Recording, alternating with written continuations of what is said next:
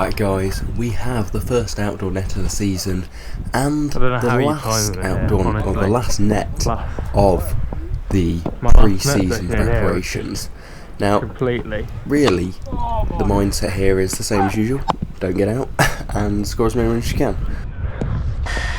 I really don't want to get out in this net. It's my last net before the first game of the season. Really, I just need to feel in form and like I've got a solid technique, which I haven't, but I just need to feel like that, and hopefully I'll score some runs.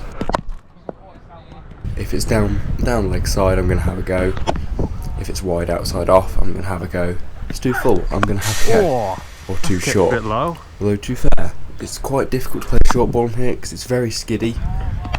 And that is the problem with this net in terms of preparation for the start of the season. It's very skiddy, and there's absolutely zero chance of us getting any skiddy wicket in the first few games of the season because it's going to have been wet, and wet pitches tend to be quite slow and stoppy, and there's no chance that it'll be skidding on. That being said, it is keeping a little bit low in here, and that could happen.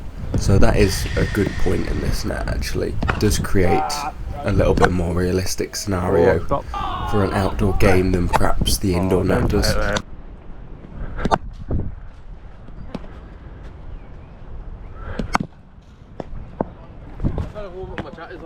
was a lovely ball as well, to be fair. Not sure the batsman played it amazingly, but good ball nonetheless.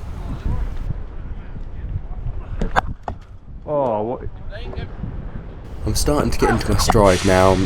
That shot off my legs felt in form. Just needed that one shot really.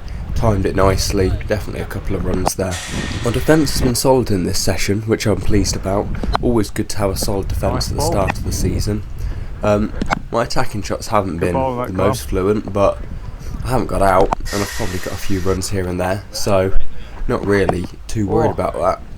And really, it's going to be an attritional start to the season.